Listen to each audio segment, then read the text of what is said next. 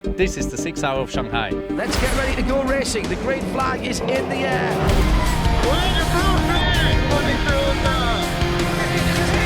he's gone round and he's in the middle of the track. with no fuel and change tires for safety. Change tires for safety. Grip is okay, but definitely wet to think at the moment. In the gap is 3 seconds. 3 seconds, you're catching up. Doing a good job. Okay, Mark, currently fastest car on track. Pace is good. Half a second to run out. P2. Check your flag, baby. Check your flag, baby. To know the race winner, stay tuned.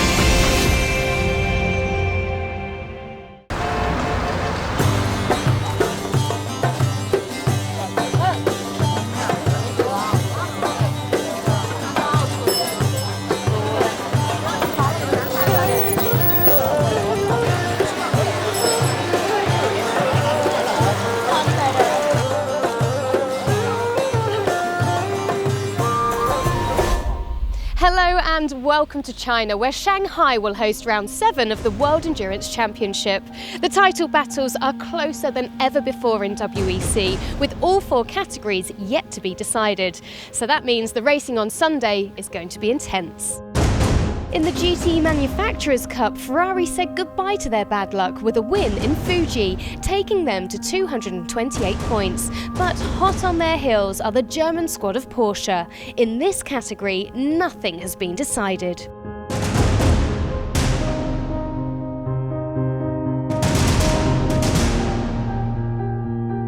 In LMP1, Porsche are leading in the manufacturers' standings with 264 points.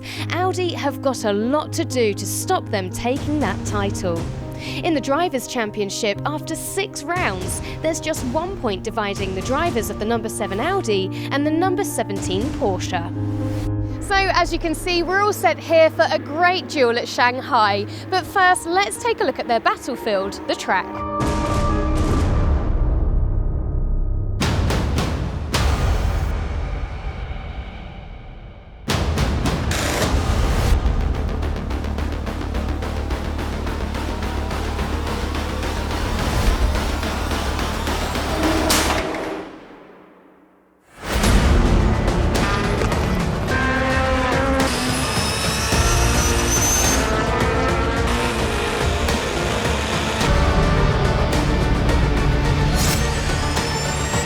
Already in Fuji with our new aero we got, so we should be closer to the Porsche guys now. I think it's all about the 6 hours. You have to go through the traffic without any issue, for sure. You have to have a car which doesn't drop too much on tires.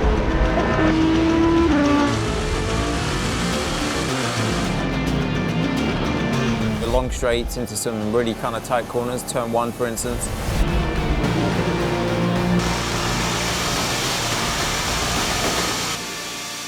Braking all the way in, and then it's a real challenging course for the tyres as well, because you've got the long duration slow corners. It's quite high tyre wear.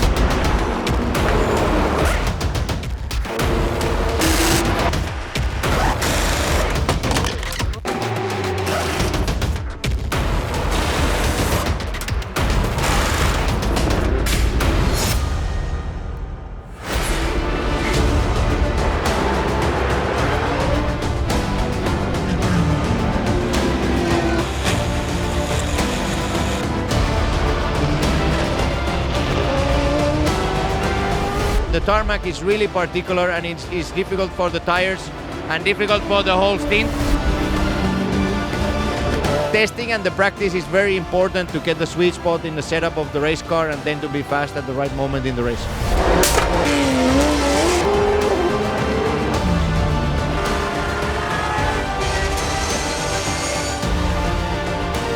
It's a tricky track with a lot of long corners like corner 1 and also corner 12.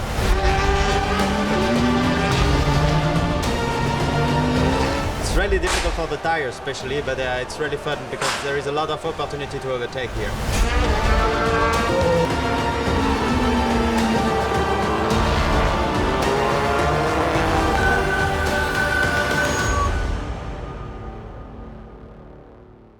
One driver, one helmet, one story. The design of my helmet started in actually 1993, so a long time ago. I was actually in science in the classroom trying to design myself a better helmet, so or playing around with ideas. I've done the design myself. I've done more than 120 designs actually when I was in school. It's an integration of elements which we have in the world. On the top is blue, which is for the sky. The bottom of my helmet is green, which is grass for the earth. In between I have red, white, red, which is Austria, my national flag. The front is yellow. It rises like the sun. On the back the yellow is like the sunset. Australian flag, red, white and blue, obviously the bottom section, and the Australian sporting colours on the top, which was green and gold at the time. Now it's just yellow. I airbrushed it myself. It takes me 3 days per helmet, so I have a love and hate relationship with my own helmet design. I think my helmet design does express my personality. It's quite probably a bit conservative. I think that the colours for sure mean a lot to me, especially having the Australian flag in behind the base, if you like. And also the military and sporting emblem on the back of the kangaroo and the emu is obviously two animals which they can only walk forwards, they can't really walk backwards. So this is also the spirit of, I suppose, my driving. What changes is that each and every helmet is handmade. I always wanted to be a bit different with the helmet design. I love helmet designs. I want to be recognized in the car and it should be distinctive, which I do think my helmet is quite different to others. Everyone that knows that helmet and sees that helmet, of course, knows that it was my style. So that's what I wanted to keep it like that. And now, the race.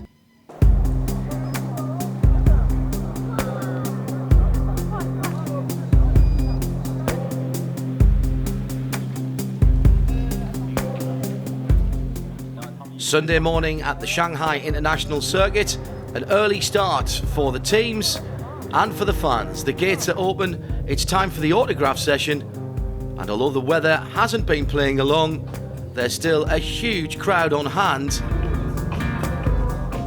The fans flood in, enjoyment for them and for the drivers.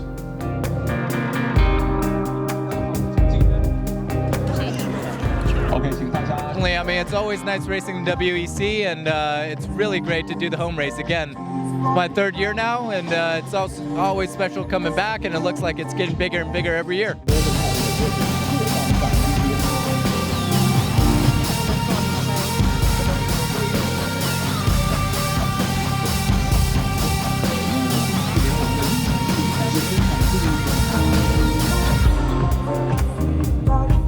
They're very nice, and I really enjoy this event. It's great for the championship. It's great for the atmosphere. So let's enjoy this moment, and I hope they will enjoy more than us.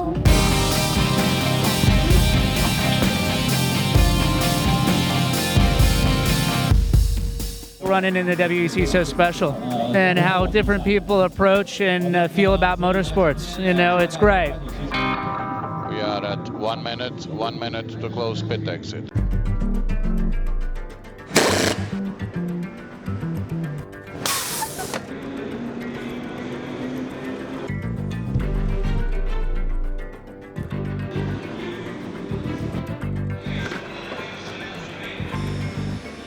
The cars are lining up on the grid. The rain is still falling, and once again it looks like we'll have a safety car start.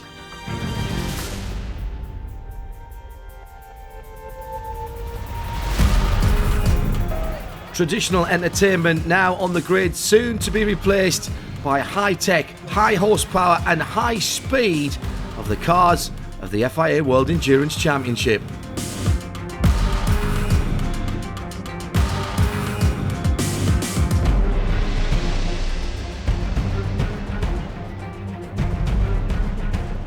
Le Mans legend Henri Pescarolo is our Grand Marshal for this event and will wave the cars off with the green flag.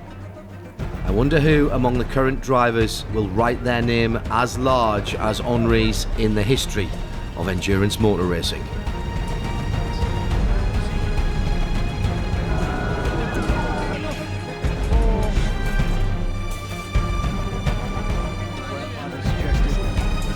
On the grid, it's all smiles and friendly now between Porsche and Audi.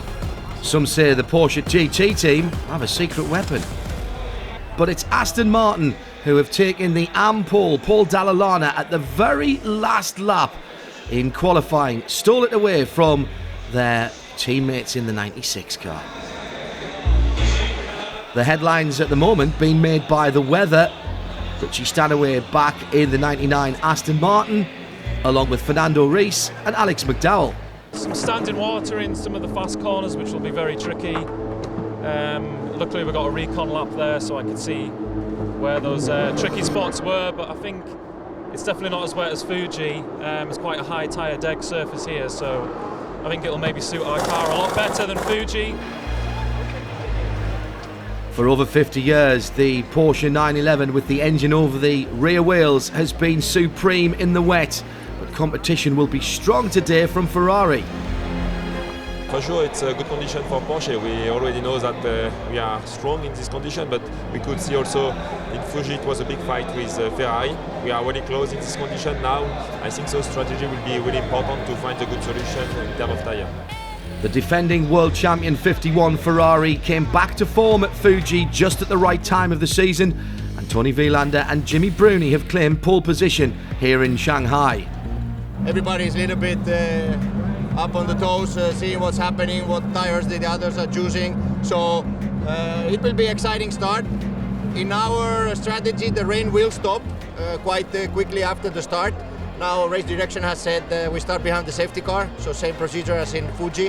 Hopefully we get going earlier. Pole position brings along with it an extra point for the championship. Great news for LMP2 championship leaders. The 26 car, Sam Bird, will start, but their closest rivals are their teammates and KCMG. At the front of the field, the pace of development is electric. Toyota improved their lap times from last year by 2.5 seconds. They're only 5th and 6th. I think it's going to be interesting. Let's see if we can do similar to Fuji or better, hopefully. But in the rain condition, anything can happen, so it's going to be exciting. The number 7 Audi crew lost their championship lead at the last round at Fuji. They're now playing catch up to Porsche, but with 12 hours of racing still to go this season, they're still in the hunt. We're flat out every lap and sprinting all the time, so it's what we've been doing since round 1. It's very exciting, you know, it's a 6-hour race, it's endurance, but every lap we're on the limit. I will try everything. We're 1 point behind. The tendency is that the Porsche is faster in the dry. Let's see how it is in the wet today. Porsche have locked out the front row once again. A full season of pole positions for the Stuttgart brand, and confidence is high. As we await the start of the race, all eyes are on the skies to see what's going to happen with the weather. And I'm joined by pole sitter Timo Bernhard for the number 17. So what are your thoughts about the conditions for the race ahead? Well, it was changing throughout the week all the time. Before it was predicted that it was raining, that it was dry, and now it's raining again. So we don't. I mean, it will be wet for the start definitely, but then it will be, I think, a long drying off phase in the race. And I think this is going to be the critical one for everybody to take the right tire choice at the right time. Because we saw last time Audi at Fuji, you know, they put the slick a bit too early, and you lose a lot of time right away. So I think that's going to be the hard call. And yeah, we're the final part of the championship, so definitely a bit of pressure, but we're looking forward to the race. 每个人被迫着发出最后的吼声，起来，起来，起来！我们万众一心，冒着敌人的炮火前进，冒着敌人的炮火前进，前进。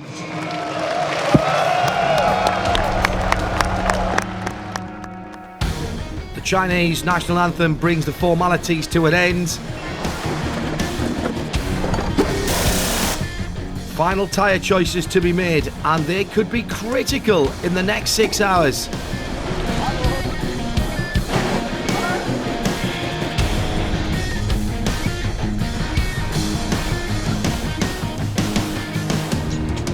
5-minute board, 5-minute board on the grid.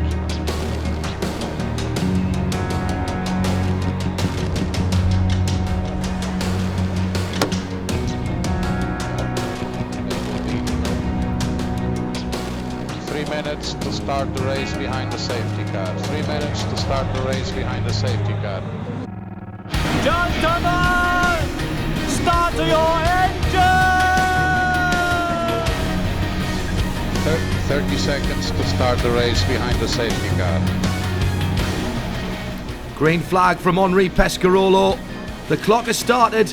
The 6-hour countdown to the checkered flag begins.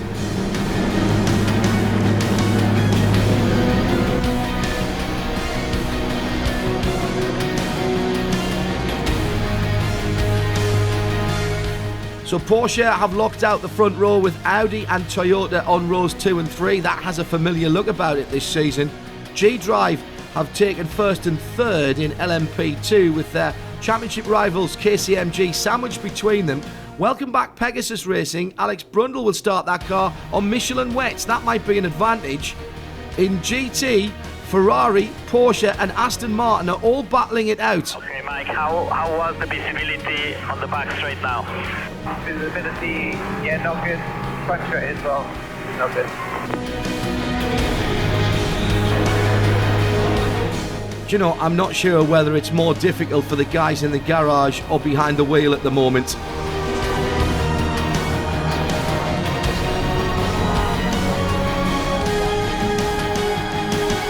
"12 minutes behind the safety car is at an end. We're green and we're racing in China, and straight away Mark Lieb comes down the inside of pole sitter Brendan Hartley into corner number 1.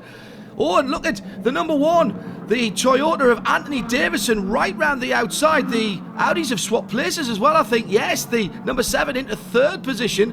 So plenty of action early on. A little touch there from Davidson onto the number 8 Audi.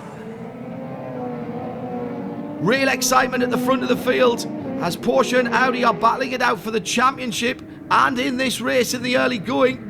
And here comes Lotterer trying to make up a position there.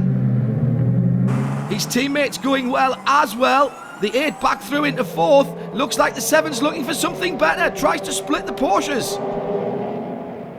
Sideways. Oh, Lieb has gone round. What's happened there? On board with Lotterer, he's in 3rd at the moment. It looked to me as though Lieb was letting Hartley through, and the 7 tries to follow. This is on board with Mark Lieb going sideways. Not what you want in the first lap, certainly. Yeah, Mark, can you tell us what happened? The Audi hit me. The Audi hit me. I gave room for Brendan, and then the Audi hit me. Well, I'm sure that'll be looked at by the stewards, but that is the very definition of a racing incident. Oh, Nick Tandy's off. This is drama. And what happened here? Was there contact? No. Tandy on the right-hand curb and spins out, just drops the rear wheels into the gravel. Massive championship implications from the Porsche factory driver. Remember racing in P2 this year with KCMG. And the marshals have done a great job to get the 47 back on track, but Nick Tandy has lost a lap. Back to green flag racing now. And at the front of the field, it's Porsche versus Audi. Once again, the conditions extremely challenging for the cars and the drivers. The spray making things almost impossible further down the field. Alex Brundle in the 29 Pegasus, the light blue car there, making the best of his Michelin full wets. Around him, the Dunlop runners are on the intermediates, and that might not be the best choice at the moment.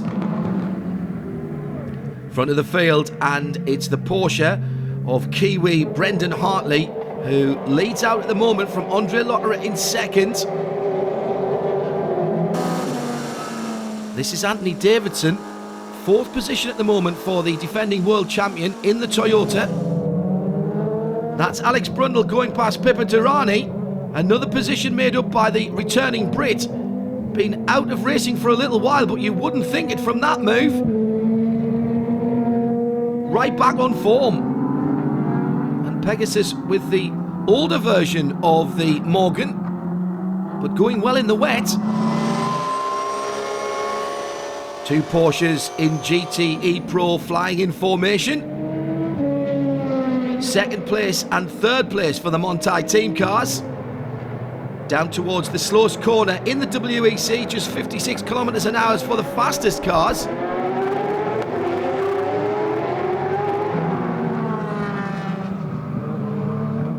And there is a change of position somewhere in that spray as the 92 and 91 swap places.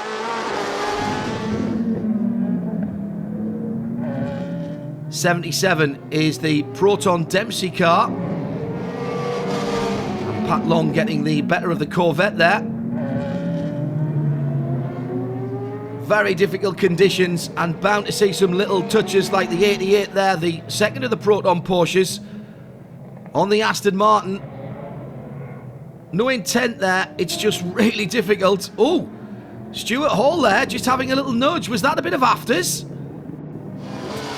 Here's the battle for the lead in GTE Pro. Oh, and the number 7 Audi getting involved in that unwittingly. And that's held up Tony Vilander for a moment. Richard Leitz needs no second invitation and takes the Porsche to the first position in GTE Pro. Out of the final corner and into the spray. Here's Brendan Hartley. And he's just managed to break away a little bit. Not comfortable by any stretch of the imagination. You can just see the Audi in the background there. Down through turn number 1. And this is just a few moments ago. And that is Andre Lotterer going far too far wide in the middle section of the circuit. Mark Lieb, after that first lap incident, has driven brilliantly through the field and is now back up to the second Toyota. That is for 5th position. And there's absolutely nothing that the Toyota can do about that. LMP2 now, and the bright green and black Patron ESM car. That's Ryan DL against the black and red of Saad Morand. Ollie Webb in that one. And the closed top car having the advantage at the moment. DL is revelling in these conditions. Here's the leader in LMP2. Sam Bird. What a season he is having. His first stint at Fuji was mighty, and he's doing it again here in China. Davide Rigon is ahead of his AF Corsa teammate Tony Vilander. That's not good news for the 51 car, but it's great news for the 71. They're both still just about in the championship hunt. Coming round to pit stop time for the GTs. Patrick Dempsey ready to go in the 77 Dempsey Proton Porsche as Pat Long vacates the seat. 77 cars lost a bit of time, and here's why. On the outlap, a little spin in difficult conditions for Patrick Dempsey. Into the pits for the 7 Audi. Those wet tyres have taken a big hit, haven't they? Just about beats the Toyota. That's fine, not an unsafe release. Toyota's on its way in. Leader is in the pit lane. Brendan Hartley stays in the 17 Porsche. Another set of Michelin wets have gone on the 17 car as it rejoins. And where is the Audi? Answer, not challenging. And the 8 and 7 have turned round on the pit stop cycle. Meantime, the 18 car making its comeback, now getting new rubber. Great battling going on between Castellacci and Collard in GTE AM. A moment or two ago, just a slight mistake by Castellacci in the Aston, and Emmanuel Collard goes through to the lead. His teammates are very happy. Now that's Davide Rigon, and he's in front of the Porsche, so that's a change. Rigon and Michael Christensen battling it out, but Christensen's trying to fight back. Retakes the lead for Porsche. Massive championship implications here for drivers and the manufacturers' crowns. Oh, Danny Watts is off. Not often you hear me say that. The Gibson of Straka Racing. Now what's happened here? Yellow flag out at the hairpin. Oh, he's just gone straight on.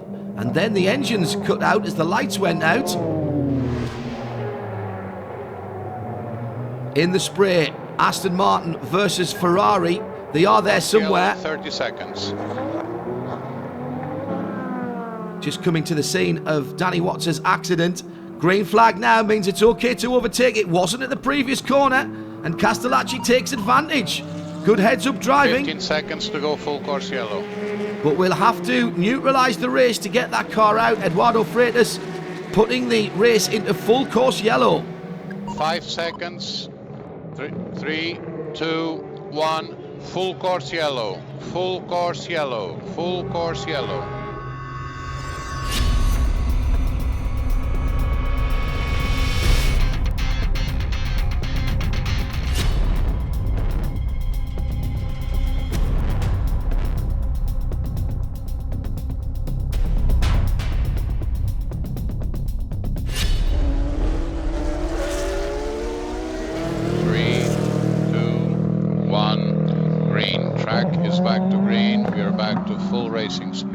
Back to full racing speed. Well, easy for Eduardo Freitas to say. I wonder what the competitors think, because they've got to get heat into their tyres and brakes, and Gianluca Roda has not been able to do that. He's had a spin in the Chevrolet. Back onto track now. Let's have a look and see what happened. He's gone around. Oh, right in front of Kaz Nakajima. Almost impossible to see as the cars are battling for position. This is for third place in GTE Pro. James Collado and Fred Magovecki. Fred does the old over and under. Think he's got alongside. Has he done enough? He has. And goes up into third place in the 92 Porsche. Dominic Kreheimer is in the gravel. Now, it looks like he was on his own when that happened. Just loses it around the right-hander. So tricky out there, and can't get it stopped.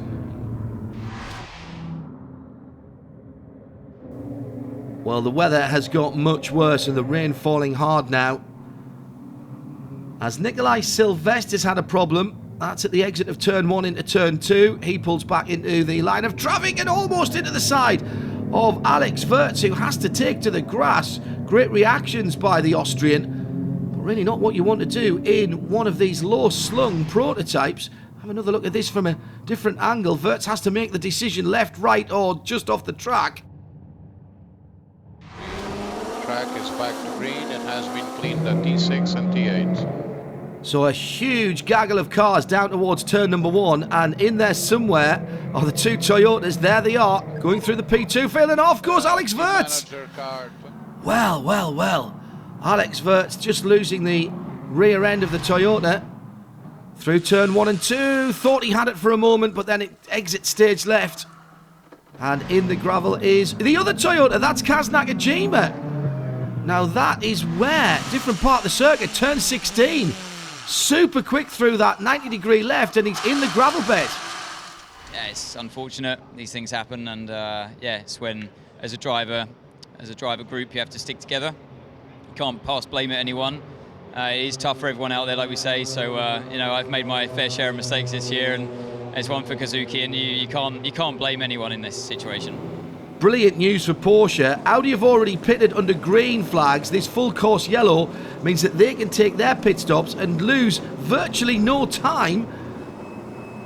That is Timo Bernhard coming in. Yes, both Porsches coming into the pit lane. Timo Bernhard will take the 17 out. And what we need to be looking at is the front straight to see where the Audi of Luca Di Grassi is. There it is.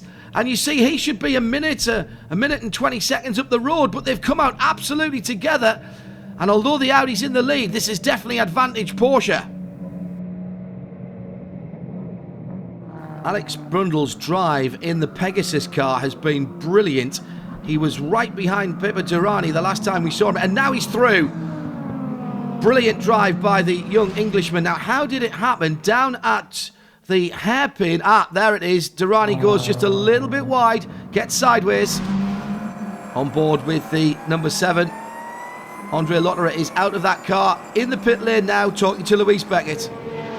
It's a difficult race because with the full course yellow, the tires cool down a lot, and then it becomes like driving on the ice for 2-3 laps. So I have to be really careful. And at the minute, looks like we caught up, and the game is on. So hopefully we can beat P1. Hopefully. Well, Luca Di Grassi had pulled away from the Porsche in second place, but he's now close together. In fact, the first three are pretty close together through turn one. What happened? Oh, big sideways moment there for the Brazilian in the wet. First three then absolutely together. Brilliant stuff in these amazingly difficult conditions. And there, a position change as Ben Treluet has gone through into second position. This is great for the championship. 17 and 7 are battling for the Drivers' Championship. Audi and Porsche for the manufacturers. And now Ben Treluet goes through into the lead. I wonder if there's been a word on the radio to Luca Di Grassi to let his teammate through. And that would seem to suggest yes. Very hard to see. Copy that. How are conditions? Give me some feedback. Very bad. I'm behind the Audi. I see nothing. Understood. Ben Treluet has cleared off into the distance. And Luca Di Grassi, I think, playing the team role here, is just sitting ahead of the Porsches, trying to give his teammate a little bit of a gap. It's a dangerous game to play, because if one Porsche gets by, maybe both of them will. And one Porsche is right up the tailpipes of the number 8 of Di Grassi at the moment as they come through the final corner. Watch the hybrid power. These cars punch out of there. Neil Jarney on the left-hand side of the picture down towards turn 1 gets a great run. And all three of them now have traffic. That's the ESM car on the left-hand side. Well, Di Grassi is doing exactly what his team have asked him to do. The two Porsches behind, scrabbling for position and for grip. And that looks like the 18 going through into third place. Yes, it is. Neil Jarney goes through into third.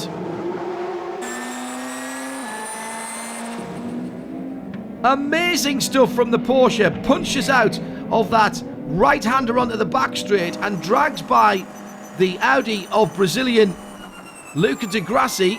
I just thought about going down the inside there maybe, but he can't get it done.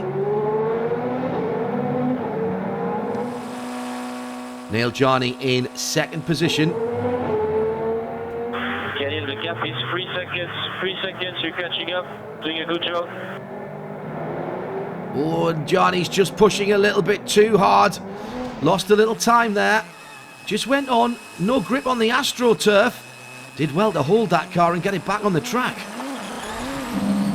This has been a great team drive by Lucas Di Grassi. He's held up the 17 Porsche. I just wonder whether he's given his teammate enough of a gap. Both Porsches now in chase mode. It's been a brilliant return to racing for Alex Brundle and into the WEC by Pegasus Racing. Let's hope we see some more of this team and this driver. G-Drive in second, Ryan DL and Extreme Speed Motorsports in third.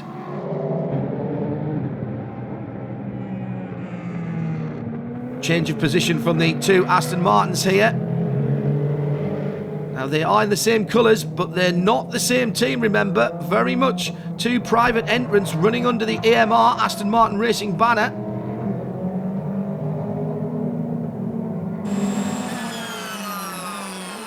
Neil Jarney has set off in pursuit of Ben Treluet, and that pursuit is now completed. Comes up the inside of the Frenchman, and the Swiss driver goes through and takes the lead. Porsche leading again here in China. Amazing energy from that battery hybrid system that punches the Porsche down that 1400 metre back straight, and Treluet has no answer. We can't see him either, to be honest. In out of second place. In fact, he's already dropped to third. Ben Treluet. Looks like a new set of Michelins are going on that car, and they're still wet weather tyres, of course. You can see the grooves there. His teammates come in as well. This is going to be tight on the exit, and they've had to push him back. Oh, well, this could be absolutely critical. All that time that Di Grassi gave his teammate, he's cost him a bit there in the pits. half distance then, with the two Porsches in the lead. The pit stops really favouring 17 and 18 in second and first. Then the Audis, then Toyota. It's Porsche Team Manthey at the back of the prototypes and ahead of all of the P2s. That's because of the weather conditions. Ryan DL and Extreme Speed Motorsports lead P2. And it's a long way before we see the GTE ARM leader, and that at the moment is still the Aston Martin racing car, the number 98. The World Endurance Championships only been coming to China for the last 4 years, and in that time the interest and the number of fans who have come to the event has grown exponentially. Obviously the action on the track is by far the most important part of their decision-making process, but it's what goes on behind the scenes too that makes this a real family event.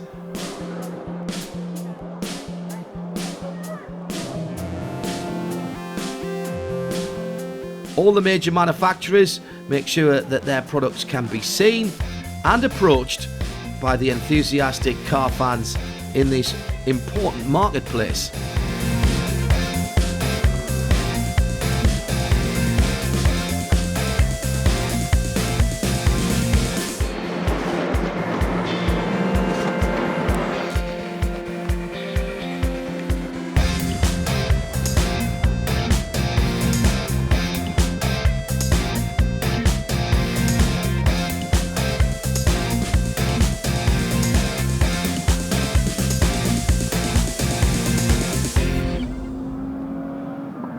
Two hours and 46 minutes to go, and Tony Vielander has made a mistake here, and this is going to be second place going the way of Porsche. Fred Makoviecki has a look down the right hand side of the circuit. Uncharacteristic error by Vielander has let the Porsche through. I was just about to say Vielander had built up a decent cushion there, and he's thrown it all away. Sixth position, Toyota into the pit lane. Kaz Nakajima out. Oh, now this is significant. Let's have a look at the sidewalls of those tyres. That's the intermediate. Yes, I know it's got no grooves on it, but the white mark on the sidewall, there it is. You can see it by the Michelin word. That says that that is the slick to mediate, this clever Michelin tyre for intermediate conditions. Sebastian Buemi is going to have to be very careful on the opening few laps until he gets some heat into those tyres, but let's see if that performance pays off later. Marco Seyfried was mighty in the wet of Fuji, and once again he's showing his skills here as he goes wheel to wheel and door to door with the championship leading 72 SMP Ferrari. They're not having a good day. They could have clinched the championship today, but not if they keep going backwards down the timing and scoring monitor. Rui Aguas in the 83 Ferrari going through into second, and that's brilliant for that team. They need to get as far up to the front of the field as they can to keep their championship hopes alive. I think my tires are dying. Tell me the problem on the back straight again. Copy that? Well, this is real drama at the front of the field. Just a moment or two ago, Neil Jarni going wide in the 18 car. They are still on full wet tyres. We've already seen Toyota switching, and in fact there's a switch of position as the 17 car has come through and taken over from its teammate. Oh, and now they go wide. Timo Bernhard makes a rare mistake. And the 18 goes back into the lead. It's all going to be down to tyre wear now, and who can manage these wet weather tyres. Audi are reacting, I think, to what they've seen from Porsche in the last few minutes. They're going to take off the wets and put on the intermediates. They've seen Toyota's lap time. Buemi is very, very quick. The pressure is on these leading Porsches. They're battling for position, scrambling for grip out there. Tactically now, though, they have to stay out. Audi have made the change. Very difficult. It's between rain tyres and intermediate tyres. But it's not very clear, you know. Both cars, I think the Audi is on inters and he's doing similar lap time than us, so it's very difficult to make the right decision at the moment. In comes the number 8 Audi. They're being very aggressive with their pit stop strategy. Porsche having to tough it out. This is very interesting between the two German marques. Loic Duval now inserted into the number 8. It's going to be pretty close. His teammates already on the front straight. Indeed, the 7 car goes back through. Retakes that position. New third place then. You have to be good on strategy. You have to have the courage to make the right decision. I think we did it. We're gonna try hard until the end of the race to make sure we put some pressure on the guys in front. Pegasus Racing leading the LMP2 category with Ho Ping Tung behind the wheel. Paul-Luc Chatin in the darker blue car there. Remember, Michelin for the light blue car, Dunlop for the dark blue, and the Dunlop runners having the advantage on the intermediate tyre now that it's starting to dry out a little. And that's a new leader.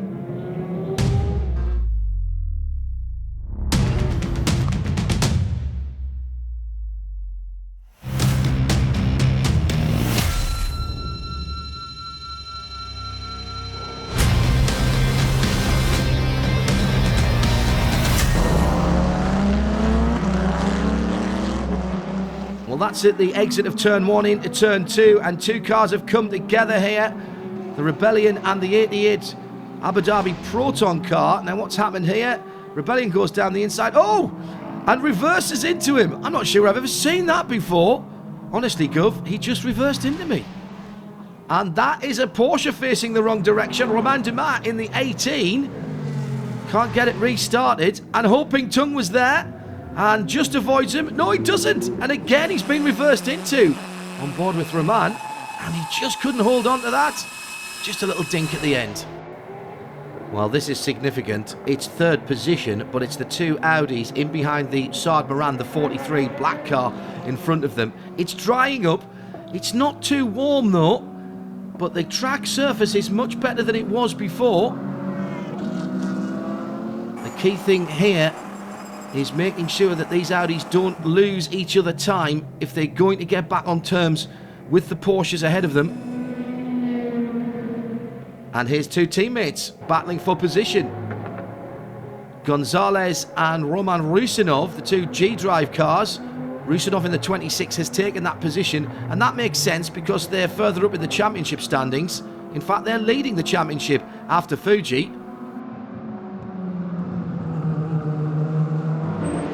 In comes the 91 Porsche.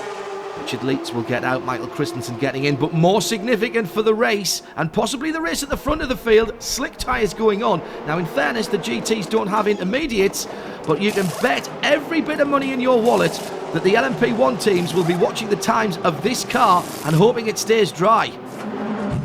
Well, the toughest point was to make a decision about the tyres. We changed from rain tyres to slick tyres, and it was quite wet still at this point, but it was the right decision at the right time, so I'm quite happy with the decision from the team, and it's still some minutes to go, but let's hope the best. At the moment it looks good. Well, the strategy battle looks to be playing out in the favour of Porsche. Here comes Romain Dumas for his splash of fuel. Mark Webber's already been in and taken slick tyres. They were forced into that by Audi's very aggressive strategy, and now Porsche trying to get this car out ahead of the 2 Audis and stay in second position. Here comes the Porsche out of the pits. Have they done it? They have! Well, Audi have played every card perfectly, but they just have had no answer to the pace of the Porsches.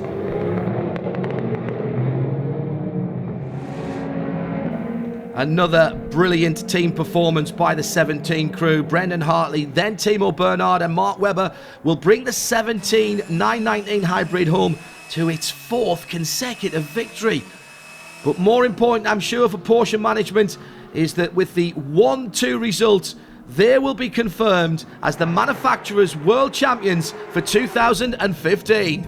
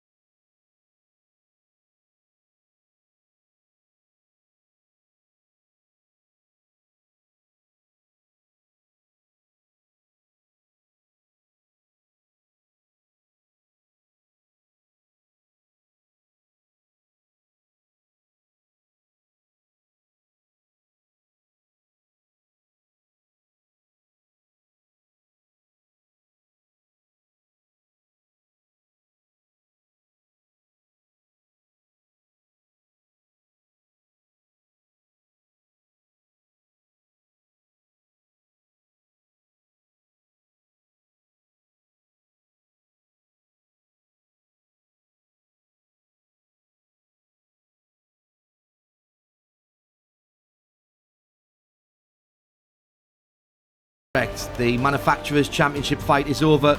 The Drivers' Championship continues to Bahrain, and they give the 7 crew every opportunity today. They tried their best with strategy and tyre calls, but only good enough for 3rd place for Andre Lotterer and his teammates. It was a good fight in the end, but yeah, it's quite bitter to lose the 2nd place that close to the end. Maybe we should have double stinted the tires in the end, but at the time we thought it would have been better fresh tires and push hard. Looked good, but then there was the full course yellow in the end that broke a little bit the rhythm, and then it was just too short in the end to catch the Porsche in 2nd place, so have to be happy with that. GP2 race winner Tom Dillman made his debut this weekend in the WEC in China for Signatech Alpine, and that car has come through to victory with Nelson Panciatici and Paul-Luc Chatin doing a fantastic stint in the worst of the conditions. 3rd in Fuji, 1st here, so we'll see in Bahrain, but I'm really happy for the team, for my teammate. I think a small thing for Vincent, who is not here this weekend with us, but no, really happy for everything. A first win of the season for Signatech Alpine. Championship leaders 26G Drive increase their lead over KCMG, who in a dramatic last lap came 3rd when the 2nd G Drive car fell off the track. The 83 AF Corsa Ferrari wins GTE AM. We had a big competition between the Aston and the Porsche, but at the end we had a really good strategy and tires went very well. SMP Racing could have won the championship today, but not with only 3rd, especially when their nearest rivals have won the category. The championship will therefore be decided in Bahrain. In GTE Pro, it's another good day for the 91 Porsche team of Richard Leitz and Michael Christensen.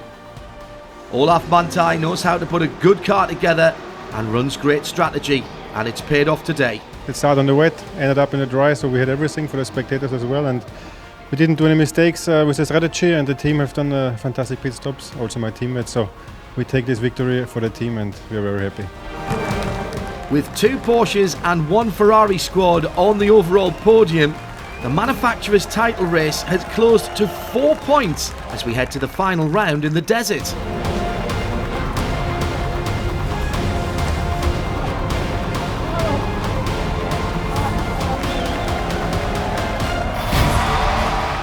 A hard-fought 1st and 2nd position here in China.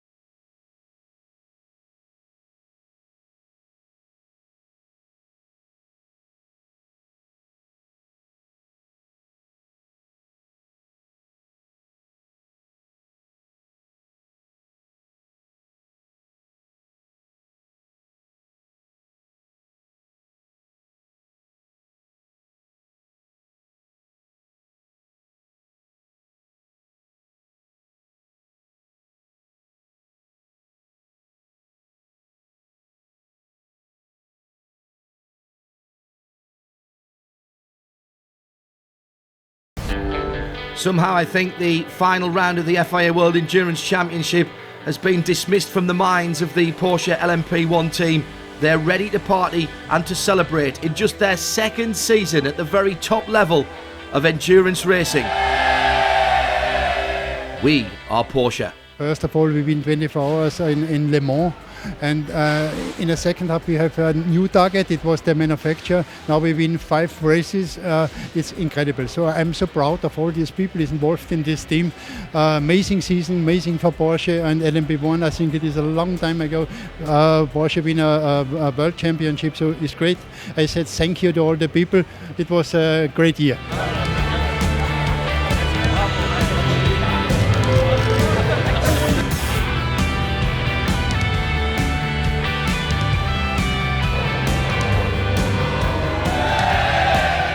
megacity of Shanghai, 24.2 million inhabitants, is a stark contrast to our next venue, the desert of Bahrain.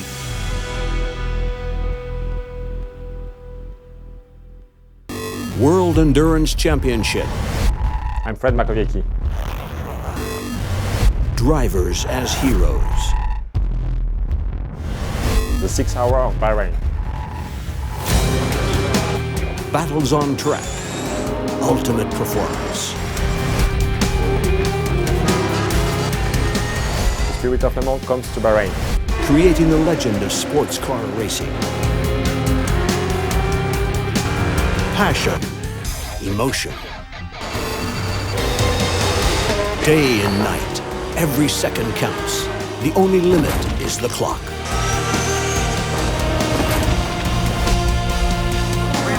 The 6 hours of Bahrain on the 22nd of November. The spirit of Le Mans is coming to Bahrain. Join us. Be there.